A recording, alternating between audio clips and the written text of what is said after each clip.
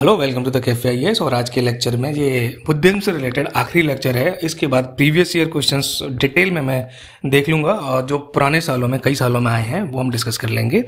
तो ये 5th lecture है और इस लेक्चर में हम बात करेंगे जो बुद्धिज्म से रिलेटेड मेजर साइट हैं, उनमें वर्ल्ड हेरिटेज साइट्स भी आएंगी। बुद्धा ने जिन साइट्स को, लोकेशंस को, प्लेसेस को विजिट किया उसके बारे में भी हम देख लेंगे और इसके साथ साथ हम देख लेंगे ऐसी साइट्स के बारे में जो एग्जाम के लिहाज से इंपॉर्टेंट हैं और जो बुद्धिज्म से रिलेटेड है, बुद्धिज्म के लिए इंपॉर्टेंट साइट है। तो शुरू करते हैं वर्ल्ड हेरिटेज साइट से।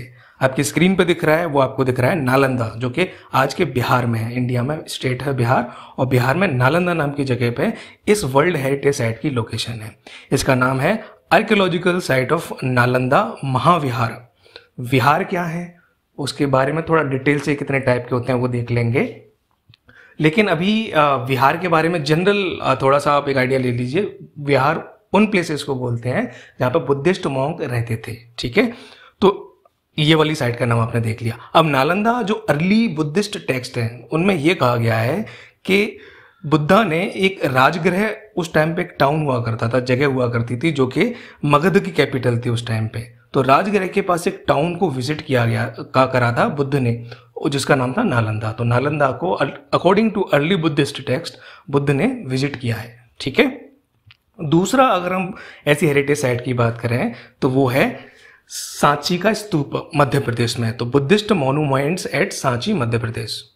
सांची ओल्डेस्ट प्लेसेस में आता है बुद्धिज्म से रिलेटेड, ठीक है। ये कहते हैं कि बुद्धा ने इस साइट को विजिट नहीं किया, ठीक है, पर लेकिन ये बुद्धिज्म के लिए बहुत इंपॉर्टेंट साइट है सांची। तीसरी वर्ल्ड हेरिटेज साइट के बारे में जब हम बात करते हैं तो that is Mahabodhi temple complex at Bodh Gaya. बोध गया देखिए होलीएस्ट प्लेसेस समझा जाता है बुद्धिज्म में, holiest of the Holi places. क्यों?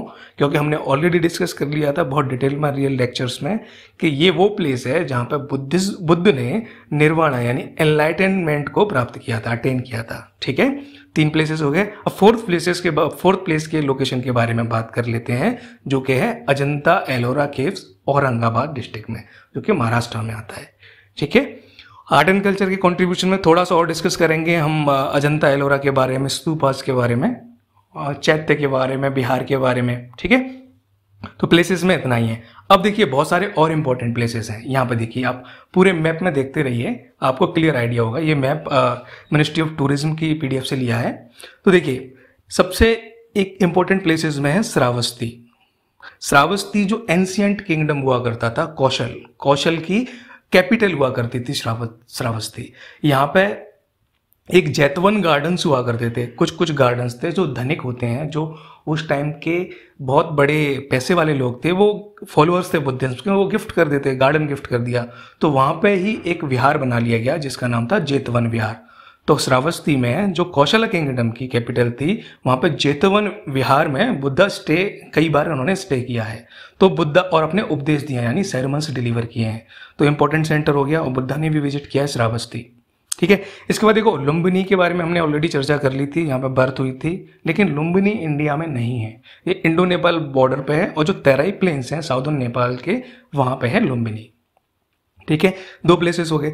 अब और प्लेसेस के बारे में नेक्स्ट बात करते हैं। सारनाथ, आप बिल्कुल देख पा रहे हैं सारनाथ, इसकी इंपॉर्टेंस कैसे है कि बुद्धा ने यहाँ पे पहली बार उपदेश दिया था, ये भी हमने बहुत अच्छे से डिस्कस कर रखा है, ठीक है। अब 4th प्लेस है कुशीनगरा और ये भी बुद्धा ने विजिट किया ही है, क्योंकि बुद्धा ने यहाँ पे महापरिनिर्वाण अटेन किया था। दैट मीन्स यहाँ पे बुद्धा की डेथ हुई थी इस प्लेस पे, करेक्ट। अब आते हैं राजगिरी, जो अभी हम डिस्कस कर रहे थे कि राजगिरी के पास का टाउन, राजगृह के पास का टाउन नालंदा था। तो मॉडर्न डे में राजगृह जो एंशियंट कैपिटल हुआ करती थी उसको हम बोलते हैं राजगिर, जो कि मगधा की पहली कैपिटल थी। मगधा की काफी सारी कैपिटल रही हैं, जैसे कि राजगिरा, पाटलिपुत्र, लेकिन राजगिरा was the first capital of Magadha. उस टाइम पे इसके किंग कौन थे? जो पैटर्न किंग थे और जो रूलिंग किंग थे वो थे बिंबिसार, जो बुद्धिज्म को और बुद्धा को प्रॉपर सपोर्ट करते थे। क्यों करते थे? क्योंकि बुद्धा की जो टीचिंग्स थी वो अपील भी करती थी और बुद्धा खुद एलिट क्लास से थे, जो स्प्रेड के टाइम पे अपन ने डिस्कस किया था, करेक्ट। अब बुद्धा क्या करते थे कि मानसून, स्पेशली जब मानसून होता था ना, तो मानसून के टाइम पे वे ऐसी जगह की तलाश में आते थे जहां पे वो ठहर सकें, आराम से रुक सकें और अपने उपदेश दे सकें। तो during the monsoon time Buddha used to come to the Rajgira to preach his dharma, ठीक है, लोगों को सिखाने के लिए। अब देखें वैशाली, वैशाली के बारे में भी हम वैसे डिस्कस कर चुके हैं। यहाँ पे एक इंपॉर्टेंट बुद्धिस्ट काउंसिल हुई थी जो हमने पहले बात की थी, सेकंड बुद्धिस्ट काउंसिल, वैशाली के मॉन्क्स के बारे में हमने बात की थी, करेक्ट। तो ये northern banks of Gange river पे सिचुएटेड है। इसकी इंपॉर्टेंस देखिए किस लिए, लोकेशन में आप मैंने बता चुका है। तो वैशाली भी इधर की साइड में है, यहाँ पे जो मैं सर्किल बना रहा हूँ, और लोकेशन आपको देखना है तो बुद्धिस्ट काउंसिल में एक बार और जाके एग्जैक्ट लोकेशन देखिए, थोड़ा सा इधर है, राजगृह से थोड़ा सा ऊपर, ठीक है। नाउ इसकी इंपॉर्टेंस इसलिए है कि जब बोध गया में बुद्ध को एनलाइटनमेंट मिल गया था, उसके 5 साल बाद बुद्ध वैशाली आया, यानी वैशाली को विजिट किया उन्होंने, करेक्ट। ये भी हो गया। एक और जगह संकिसा, ठीक है। और इसकी इंपॉर्टेंस किस लिए, मैं लिख देता हूं इसको, संकिसा। इस संकिसा प्लेस कहाँ पे है आप ये याद रख लीजिए कि एक बार स्टेट पूछ लेता है सीधा सीधा लोकेशन का, यूपीएससी मैच द फॉलोइंग करके पूछा भी हुआ है कई बार इस तरह के क्वेश्चंस। तो संकिसा जो प्लेस है that is in Uttar Pradesh, Kali river के किनारे पे, ठीक है। अब इसकी इंपॉर्टेंस किस लिए है कि देखिए जो हमने एक सिंबल और बुद्धा लैब की एक स्टोरी डिस्कस की थी, अवक्रांति। वहां पे क्या होता है कि बुद्धा हेवन जाते हैं, तुषित हेवन, फिर वहां से गॉड्स को वो सरमन देते हैं, उपदेश देते हैं, उनको शिक्षाएं देते हैं, उसके बाद वो डिसेंड करते हैं। ये पूरी प्रोसेस थी अवक्रांति। तो कहते हैं कि जब बुद्धा डिसेंड किए थे उस तुषित हेवन से उतरे थे, उनके साथ 2 गॉड और थे, इंद्र और ब्रह्मा, ठीक। और इस जिस जगह पर उतरे थे उस जगह का नाम था संकिसा। तो ये वही वाली जगह मानी जाती है, ठीक है। अब एक प्लेस और है अमरावती, जो कि आंध्र प्रदेश में है, ठीक है। ये बुद्धा के जो प्रीवियस इनकारनेशन हुए थे, प्रीवियस इनकारनेशन कौन मानता है, जनरली महायान मानता है। तो बुद्धा के जो one of the previous incarnation थे वो अमरावती में पैदा हुए थे, ऐसा माना जाता है। अमरावती कहाँ है, आंध्र प्रदेश में। एक इंपॉर्टेंट बात और ये याद रखें आप कि यहाँ इस जगह को क्या कहते हैं, ध्यान कंटक या ध्यान कंटकम, ठीक है। तो ये प्लेस याद रखिएगा। आंध्र प्रदेश में एक और इंपॉर्टेंट प्लेस है जिसका नाम है नागार्जुन कोंडा, ठीक है। कुछ और बाद में ये प्लेसेस चर्चा में आएंगे तब और देख लेंगे, बट आप ये प्लेसेस के बारे में, इनकी इंपॉर्टेंस और ये किस स्टेट में है, आप इनको ध्यान रखिएगा, ठीक है। अब फिर से आप अगर मैप देखें तो ये देख सकते हैं और भी सारी कई साइट्स हैं, जैसे फॉर एग्जांपल उड़ीसा में रत्नागिरी, उदयगिरी, लैतगिरी, ठीक है। और ये सारी बुद्धिज्म से रिलेटेड इंपॉर्टेंट प्लेसेस हैं, जैसे हज्जीपुर हो गया, यहाँ पे केसरिया है, ठीक है, बोधगया, वाराणसी, ये तो हमने डिस्कस कर ही लिए थे, करेक्ट। तो ये वाला मैप आप एक बार देख लेंगे। Now we are done with the location, let's move to the contribution of Buddhism. कहाँ पे, इंडिया के आर्ट और कल्चर में क्या कंट्रीब्यूट किया था। पहला पॉइंट है अहिंसा, कॉन्सेप्ट ऑफ नॉन वायलेंस। ये बिल्कुल की डॉक्ट्राइन में से एक है, की प्रिंसिपल्स में से एक है बुद्धिज्म के, ठीक है, जो बाद में पूरे नेशन ने एक्वायर किया। ये पूरा कैरेक्टरिस्टिक है, इस वैल्यू को, नॉन वायलेंस की वैल्यू को चेरिश किया नेशन ने, क्योंकि गांधी ने भी अपनाया था, फ्रीडम स्ट्रगल में भी इनकॉर्पोरेट किया था इस वाली वैल्यू को, ठीक है। तो एक अहिंसा एक चीफ कंट्रीब्यूशन रहा है बुद्धिज्म का इंडियन कल्चर की तरफ, ठीक है। Let's talk about architecture. Architecture की बात करें तो सांची का स्तूप, बरहूत का स्तूप, गया का स्तूप, ये वंडरफुल पीसेस ऑफ आर्किटेक्चर है, ठीक है। अब लेट्स से स्तूप क्या होता है, आपके दिमाग में सबसे पहला जैसे ख्याल आया कि स्तूप क्या है, तो बुद्धिज्म में स्तूप किनको माना जाता है, एक माउंड लाइक ऐसे गोलाकार हेमिस्फेरिकल स्ट्रक्चर हैं जिनमें रेलिक्स रखी जाती हैं, यानी बुद्धिस्ट मॉन्क्स के, नन्स के या बुद्धा के जो रिमेन्स हैं उनको रखा जाने के लिए जो माउंट लाइक स्ट्रक्चर बनाया जाता है, दैट इज वाज कॉल्ड स्तूप। और ये प्लेसेस को मेडिटेशन के सेंटर की तरह भी यूज किया जाता रहा है, ठीक है। तो स्तूपा जो फेमस कौन से हैं, सांची के, बारहत के और गया के। अब ये 5 तरह के होते हैं, ठीक है। पहला है रेलिक, जहां पे बुद्धा के रेलिक्स रखे होते हैं या कोई रिलीजियस पर्सन के रेलिक्स हैं वो बरीड होते हैं, रेलिक्स, ठीक है, अवशेष। ऑब्जेक्ट यानी कि बुद्धा के डिसाइपल से रिलेटेड कोई भी ऑब्जेक्ट है इन स्तूप्स में बरीड होता है, ऑब्जेक्ट स्तूपा। तीसरे होते हैं कमोमरेटिव स्तूपा, यानी कि ऐसे स्तूपा जो किसी चीज को सेलिब्रेट करते हैं। सेलिब्रेट किस चीज को करेंगे ये, यानी कि पुराने टाइम की किसी की कोई स्पेशल इवेंट हुआ है, कोई घटना हुई है, उसकी मेमोरी को ताज़ा रखने के लिए, उसके सम्मान में, उसके ऑनर में एक फेस्टिवल रखा जाता है ना, उसको स्मरणोत्सव मनाते हैं, कमोमरेट करते हैं किसी डे को, किसी पर्सन को। तो उनकी मेमोरी में जो बनाए गए होते हैं किसी घटना या पर्सन को याद रखने के लिए, उसको कहते हैं कमोमरेटिव। एक होते हैं सिंबॉलिक स्तूपा, यानी कि बहुत सारी बुद्धिज्म की आइडियोलॉजीज एस्पेक्ट को सिंबलाइज करने के लिए बनाए गए स्तूपा को सिंबॉलिक स्तूपा कहते हैं। और तीसरे होते हैं वोटिव स्तूपा, VOTIV, वोटिव स्तूपा। ये स्तूपा इसलिए बनाए जाते हैं कि जैसे मैंने कहा मेडिटेशन के लिए भी यूज होते थे, तो यहाँ बैठ के स्पिरिचुअल बेनिफिट को गेन किया जा सके। तो स्पिरिचुअल बेनिफिट के लिए जो बनाए गए स्तूपा को हम रेफर कर देते हैं वोटिव स्तूपा। अब ये इंडियन स्टाइल में बनाए हो सकते हैं या गांधार स्टाइल में बनाए हो सकते हैं। ठीक है, क्विकली देख लेते हैं इंपॉर्टेंट स्तूपा कौन से हैं। गांधार स्टाइल के स्तूपा की हम बात करें तो पहला स्तूपा है पुरुषापुर स्तूपा, जो कि पेशावर में है, जो कनिष्क ने बनाया था। कनिष्क ने बनाया था, तो आपको ये याद होगा कि कनिष्क ने महायान को सपोर्ट किया था। तो पुरुषापुर स्तूपा इज इन पेशावर, पाकिस्तान। दूसरा तक्षशिला में, अगेन इंडिया से बाहर है, तो तक्षशिला वाले स्तूपा का नाम है धर्मराजिका स्तूपा। फिर से मैं बोल देता हूं, धर्मराजिका स्तूपा तक्षशिला में। ठीक है, अब इंडियन स्तूपा की भी मैं बात करता हूं। ये आप कुछ इंपॉर्टेंट चीज याद रख लेना कि जैसे पिपरावा, स्पेलिंग देख लीजिए, PIPRAHWA, पिपरावा, जो कि नेपाल में है स्तूपा, जो ओल्डेस्ट स्तूपा माना जाता है बुद्धिज्म से रिलेटेड।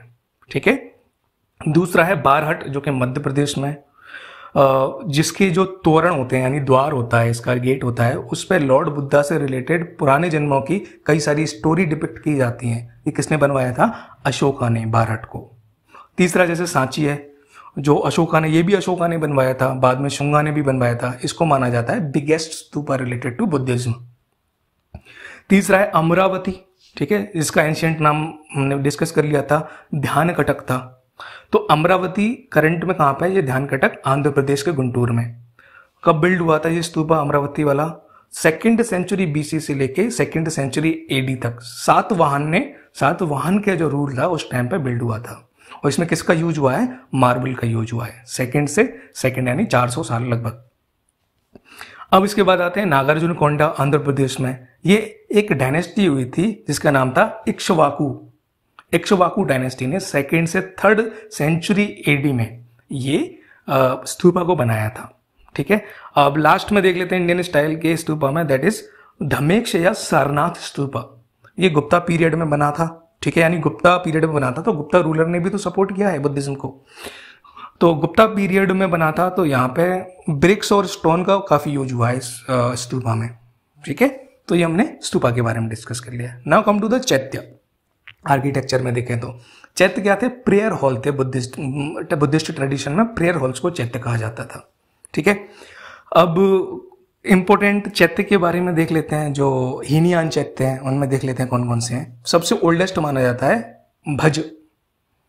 उसके बाद देखा जाए तो अजंता है, जिसमें अजंता की जो 6 केव्स हैं वो हीनयान सेक्ट को बिलोंग करती हैं, यानी हीनयान का प्रभाव दिखता है उस पर। 6 ऐसी केव्स हैं अजंता की।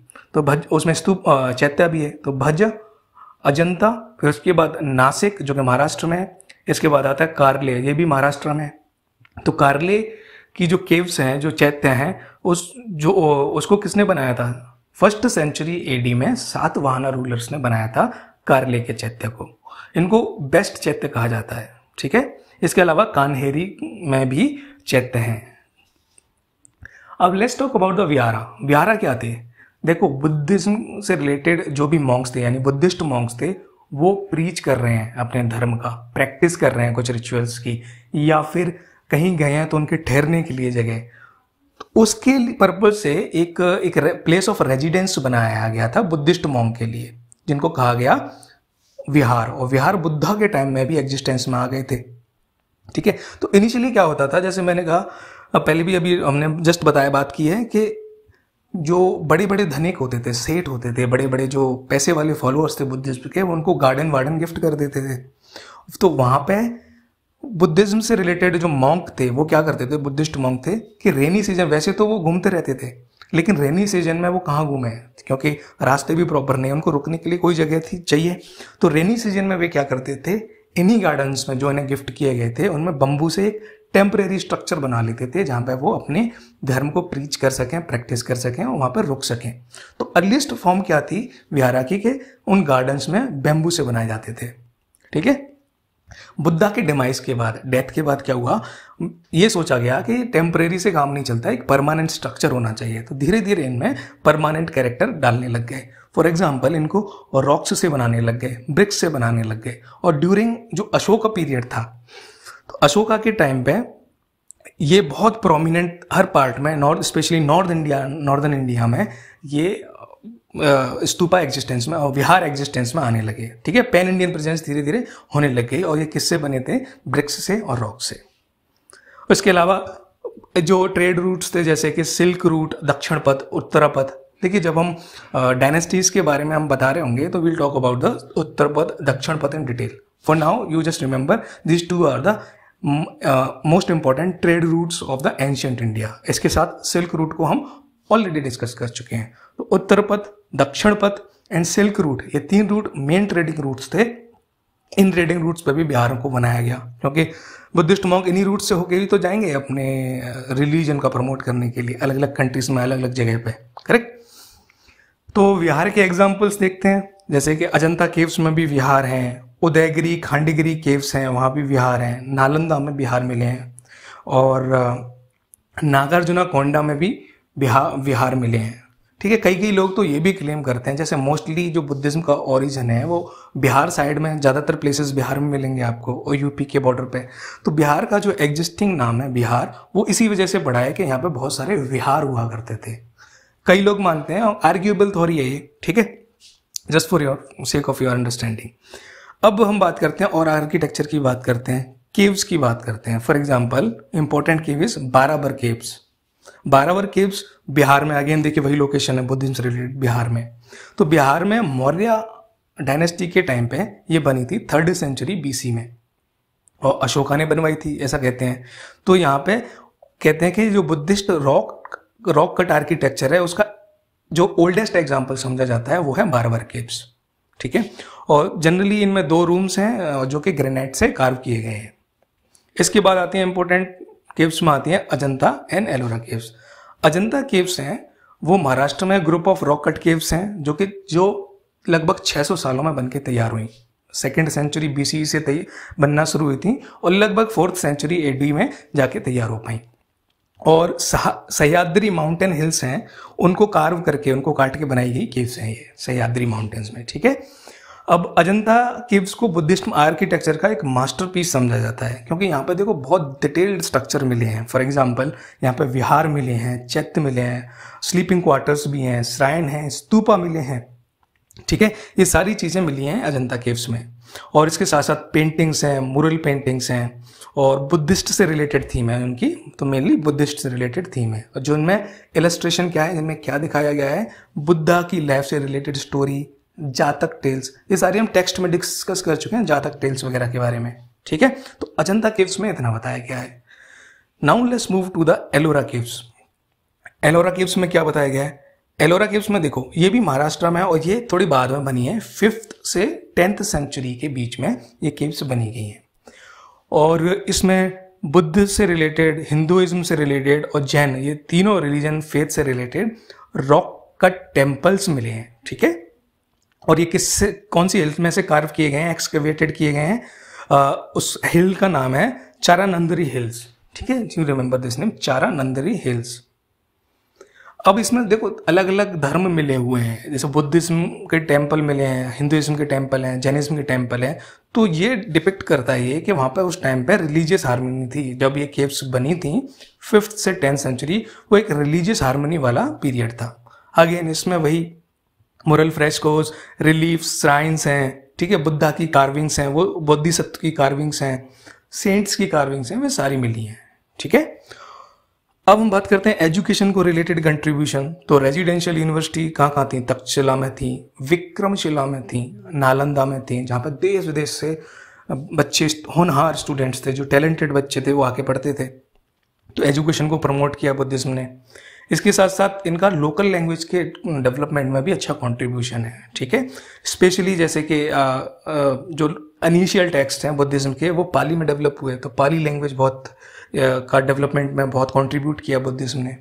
ठीक है, अगेन जो इंडियन कल्चर है उसको अलग अलग पार्ट्स में स्प्रेड किया एशिया के में, क्योंकि बुद्धिस्ट मॉन्क के साथ बुद्धिस्ट प्रैक्टिसेस के साथ कुछ कुछ इंडियन कल्चर के एलिमेंट भी एक्सपोर्ट किए गए और वहाँ पे अलग अलग एशियन कंट्रीज में उसको एसिमिलेट किया गया। तो एक तरह से इंडियन कल्चर को स्प्रेड किया गया बुद्धिज्म के द्वारा। ठीक है, तो ये ओवरऑल कंट्रीब्यूशन हो गया।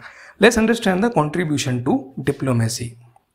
अब देखिए, एशिया के बहुत सारी कंट्रीज में, जो हमने पहले स्प्रेड में भी डिस्कस कर चुके हैं, कि बुद्धिज्म फैला हुआ है, यानी कि जो कल्चरल प्रैक्टिसेस हैं वो शेयर्ड प्रैक्टिसेस हैं काफ़ी जगह पे। और बहुत सारी ऐसी वैल्यू हैं जो बुद्धिज्म फेथ है, जो बुद्धिस्ट फेथ है, हमको सिखाता है, जैसे कि पीसफुल को एग्जिस्टेंस पे इसका फोकस रहता है। तो इस वजह से इंडिया को एक लीड मिलती है, एक एज मिलता है सॉफ्ट पावर डिप्लोमेसी में। ठीक है, सॉफ्ट पावर डिप्लोमेसी में यही है कि मतलब हार्ड पावर एक होती है ना युद्ध के चलते या कुछ ऐसे, तो जबकि शेयर्ड पावर में, सॉफ्ट पावर में बात करते हैं हम मोस्टली इंटेलेक्चुअल थिंग्स के बारे में, वैल्यू के बारे में, कल्चर के बारे में, जिससे कि people to people connect strong हो और हम अपनी इन्फ्लुएंस है वो एग्जर्ट कर सकें, अट्रैक्ट कर सकें पीपल टू पीपल कनेक्ट में। ठीक है, एक एज हासिल हो हमें। तो सॉफ्ट पावर डिप्लोमेसी में बुद्धिज्म की वजह से, due to the shared cultural practices and shared cultural development, India get an edge. ठीक है, तो जो शेयर्ड कल्चरल डेवलपमेंट है वो चेरिश किया जाता है, कोऑप्टेड किया जाता है। इसका मतलब ये इम्पोज नहीं किया है हमने। ठीक है, people to people connect strong है और बहुत सारी वैल्यूज शेयर करते हैं इस वजह से हम बुद्धिज्म की, क्योंकि सब जगह बुद्धिज्म भी फैला हुआ है। तो उसकी जो कॉमन वैल्यू है, they are share together, like peace, accommodation, inclusiveness, compassion. ठीक है, और इन वजहों से लोगों की प्रेफरेंस को शेप करना, उनकी जो भी इनकी प्रेफरेंस है उसको अपील करना बहुत ही आसान हो जाता है, क्योंकि we are sharing the tradition. ठीक है, तो इससे क्या होता है कि इन एशियन कंट्रीज के बीच में, जो कि 25% से ज़्यादा वर्ल्ड पॉपुलेशन को रिप्रेजेंट करती हैं, उनके बीच में इंडिया की जो टाइज हैं उन कंट्रीज से स्ट्रेंथन होती है due to the just these ideals and values of Buddhism. तो प्रमोशन हो गया सॉफ्ट पावर डिप्लोमेसी को। तो बुद्धिज्म जो है वो एशिया की इमोशनल बॉन्डिंग के लिए एक इंटेंसिफाइंग फैक्टर की तरह काम करता है और इंडिया के पक्ष में एक एडवांटेज है, बहुत बड़ा एडवांटेज है, क्योंकि जो पिलग्रिमेज साइट्स हैं बुद्धिज्म से रिलेटेड, उसकी इंडिया में भरमार है, वो अबंडेंस में है ऐसे रिसोर्सेज। इसके साथ साथ दलाई लामा की प्रेजेंस हो गई, इंटरनेशनल गुडविल हो गई, और इंडिया के देखो इंटेंशंस तो अच्छे हैं ही, तो ये सब भी इंडिया के फेवर में काम करते हैं। इसके साथ साथ इंडिया ने बहुत सारे इनिशिएटिव लिए हैं, जैसे कि 2004 से since 2004 ministry of tourism is organizing international Buddhist conclave every alternate year. और इसका एम क्या है कि बुद्धिस्ट की जो डेस्टिनेशन है उसको प्रमोट किया जाए कि India is your major place to come if you want to visit the Buddhist destination और the places related to the Buddhism. यानी कि इंडिया को वो बुद्धिज्म का एक हब साबित करने के प्रयास में, प्रमोट करने के लिए इंटरनेशनल बुद्धिस्ट कॉन्क्लेव जैसे इनिशिएटिव मिनिस्ट्री ऑफ टूरिज्म ने लिए हैं, गवर्नमेंट ऑफ इंडिया ने। ठीक है, इसके साथ साथ बहुत सारे अलग अलग इनिशिएटिव्स हैं, जैसे कि मंगोलिया के साथ कल्चरल एक्सचेंज प्रोग्राम है, जिसमें वो उनके लिए स्कॉलरशिप देती है स्टूडेंट को तिब्बतियन बुद्धिज्म को पढ़ने के लिए। और साथ साथ जो एक बहुत ही बुद्धिस्ट रिलीजियस टेक्स्ट है जो मंगोलिया में बहुत इम्पोर्टेंट माना जाता है, जिसका नाम है मंगोलियन कांजूर, उसको रिप्रिंट करना और जो बुद्धिज्म के जो मेन सेंटर हैं मंगोलिया में उन पर डिस्ट्रीब्यूट करना, ये भी गवर्नमेंट ऑफ इंडिया ने एक इनिशिएटिव लिया हुआ है। साथ साथ में जो बुद्धिज्म की साइट को विजिट करने के लिए बाहर की कंट्रीज से, स्पेशली साउथ की या साउथ ईस्ट एशियन कंट्रीज के जो टूरिस्ट आते हैं, मॉन्क्स आते हैं, उनकी वीज़ा ट्रैवलिंग को फैसिलिटेट करने के लिए, उनकी पूरी जर्नी को स्मूथ बनाने के लिए और कनेक्टिविटी को इम्प्रूव करने के लिए एक यूपी में कुशीनगर में, जहाँ पर बुद्धा की डेथ हुई थी, कुशीनगर में एक इंटरनेशनल एयरपोर्ट भी बनाया जा रहा है, बन चुका है। ठीक है, तो ये कुशीनगर इंटरनेशनल एयरपोर्ट का इनॉग्रेशन हुआ था, वो भी एक तरह से ये माना गया था कि ये बाकी एशियन कंट्रीज के साथ में कनेक्ट करने में हेल्प करेगा। और ऑल्सो दैट इज अंडरस्टूड कि जो मोर फुटफॉल होगी, टूरिस्ट आएंगे, उनसे रेवेन्यू में भी अर्निंग होगी और उसके साथ साथ लोकल इकोनॉमी को भी बूम मिलेगा। तो ये बुद्धिज्म का एक तरह से कॉन्ट्रीब्यूशन है। अब देखते हैं अदर कॉन्ट्रीब्यूशन में क्या है। देखिए, इथिकल लिविंग पर फोकस किया था बुद्धिज्म ने हमेशा से। फॉर एग्जांपल, इसने कहा था कि एनिमल सेक्रीफाइस बिल्कुल गलत है, फालतू की रिचुअल्स ठीक नहीं है, मतलब बिल्कुल ऑर्डरली लाइफ जियो, प्रिंसिपल्स के साथ जियो। मोरल वैल्यूज, गुड हैबिट्स उसने सोसाइटी में इनकलकेट किया था, जैसे no stealing, no telling lies, no violence, ठीक है, ये सारी वैल्यूज़ को प्रीच करता है बुद्धिज्म। तो एक अच्छी सोसाइटी को बनाने में, इवॉल्व करने में हेल्प कर रहा है। साथ में देखिए, जो ओरिजिनल टीचिंग्स की मैं बात करूँ, वे बुद्धा को गॉड नहीं मानते, तो ये एग्जिस्टेंस ऑफ गॉड में बिलीव नहीं करता है जब, और ये मानता है कि जितनी भी लिविंग बीइंग्स हैं और नेचर है, ये आपस में इंटरकनेक्टेड हैं और इंटरडिपेंडेंट, यानी एक दूसरे पर निर्भर भी हैं, ठीक है। दैट सिंपली मीन्स, या देखो, ये एक्सप्लिसिटली नहीं कहा है बुद्धिज्म में, but it can be said implicitly, यानी इम्प्लाई क्या करता है ये चीज़, सब चीज़ कनेक्टेड है वो, कि अगर हम नेचुरल एनवायरनमेंट की वेल बीइंग पे ध्यान देंगे तो we automatically will work for the well being of all living beings, ठीक है। तो एक तरह से वो नेचर को प्रोटेक्ट करने की बात कर रहा है, ठीक है, implicitly. Again it talks about the egalitarian society, यानी कि वुमेन को मैन के बराबर स्टेटस दिया गया, man and women have equal status. It talked about the rationality and opposition of the discrimination, यानी कि इसने कास्ट सिस्टम को, वर्ण सिस्टम को, किसी भी तरह की हायरार्की को अपोज किया। दूसरा, इसने अथॉरिटी है जो वेदा की, उसको चैलेंज किया। क्यों किया? क्योंकि उसने कहा कि रैशनल नहीं है। So once you have the logic to support Veda, we are okay, but irrationally you don't need to follow anything, ठीक है। तो ये सारे कंट्रीब्यूशन लोकेशन के बारे में हमने बात कर ली। तो यहाँ पर बुद्धिज्म आपका एंड होता है, और कल हम देख लेंगे ये वाली इंफॉर्मेशन से हम कितने सारे प्रीवियस ईयर के क्वेश्चंस कर पा रहे हैं। तो कल मिलते हैं, तब तक के लिए आप स्वस्थ रहिए, बने रहिए कैफे में। Thank you very much.